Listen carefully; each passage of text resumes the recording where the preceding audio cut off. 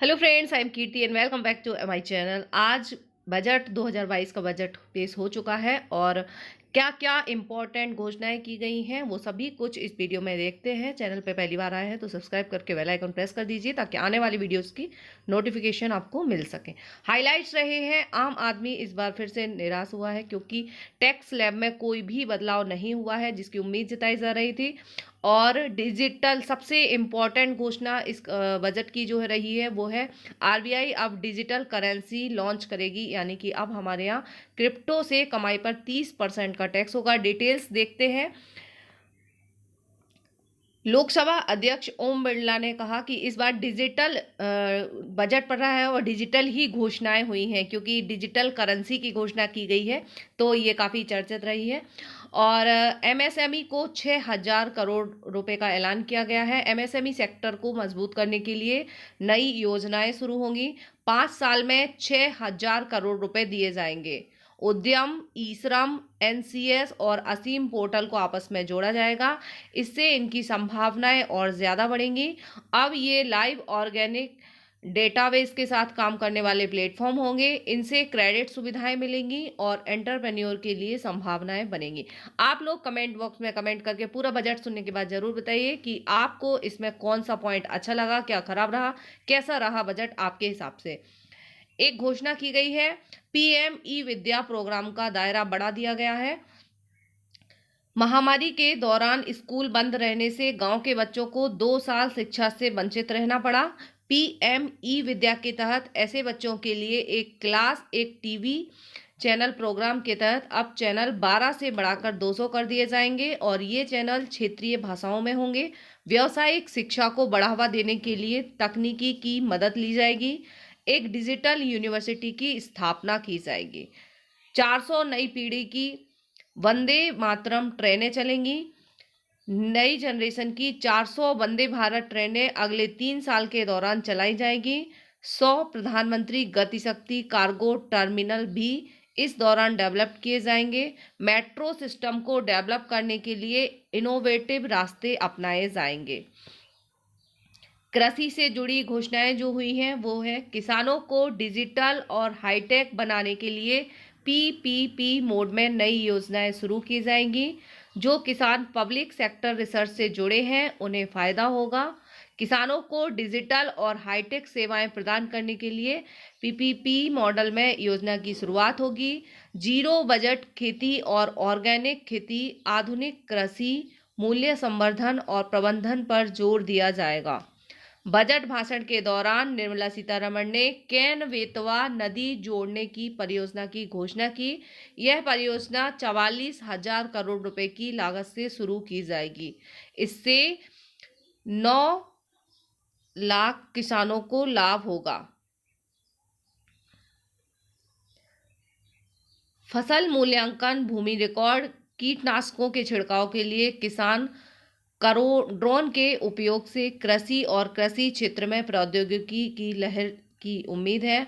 नाबार्ड के माध्यम से किसानों के लिए फंड की सुविधा दी जाएगी।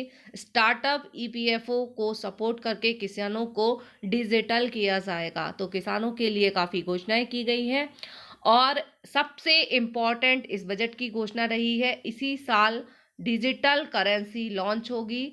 ब्लॉकचेन और अन्य टेक्नोलॉजी का इस्तेमाल करते हुए इसी साल आरबीआई डिजिटल रुपया जारी करेगा। जिस तरह क्रिप्टो करेंसी, बिटकॉइन वगैरह होती है, उसी तरह आरबीआई की डिजिटल करेंसी होगी और अब हमारे यहाँ डिजिटल करेंसी लीगल हो जाएगी।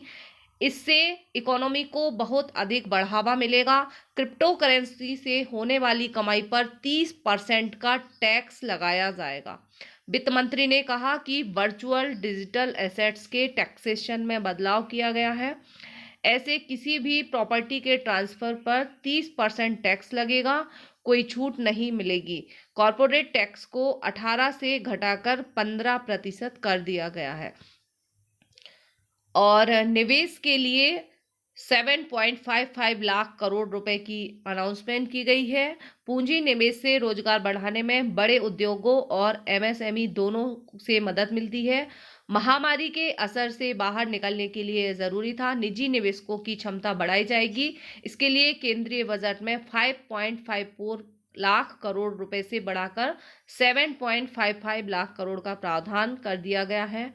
क्लाइमेट चेंज से निपटने के लिए सॉवरेन ग्रीन बॉन्ड्स जारी किए जाएंगे। तो सॉवरेन ग्रीन बॉन्ड्स की भी बात की जा रही है बजट में।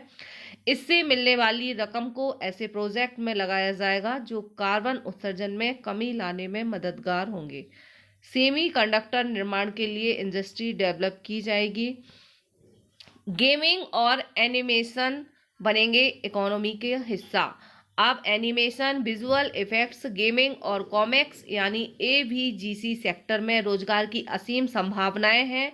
ऐसे में एवीजीसी प्रमोशन टास्क फोर्स इससे जुड़े सभी स्टॉक होल्डर्स के साथ बातचीत करेगी, ऐसे रास्ते तलाशेगी जिससे हमारी घरेलू क्षमता के जरिए हम अपने बाजार और ग्लोबल मार्केट की ज़रूरतें पूरी कर सकें।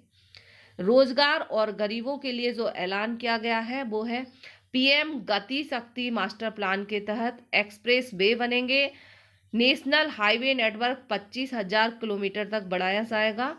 इस मिशन के लिए 20,000 करोड़ रुपए का प्रावधान किया गया है। हमारी कोशिश 60 लाख नए रोजगार का सृजन करने की होगी। बात तो की जा रही है, असली में मिलते हैं या नहीं ये देखना होगा कितना पूरा होता है। गरीबों के लिए 80 लाख घर बनाए जाएंगे।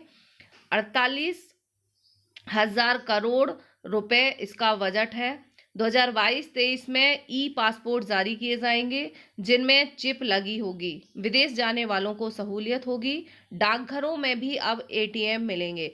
तो ये इंपॉर्टेंट पॉइंट्स रहे। और गंगा किनारे अब ऑर्गेनिक खेती हो सकेगी। एमएसपी का भुगतान सीधे किसानों के खाते में किया जाएगा। गंगा के किनारों में 5 किलोमीटर के दायरे में आने वाले जमीन पर ऑर्गेनिक खेती को बढ़ावा दिया जाएगा। खेती की जमीन के दस्तावेजों का डिजिटलीकरण होगा।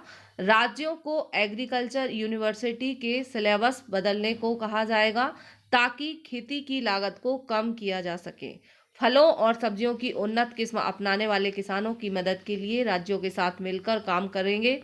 किसानों को डिजिटल सर्विस मिलेगी जिसमें दस्तावेज, खाद, बीज और दवाई से संबंधित सेवाएं रहेंगी।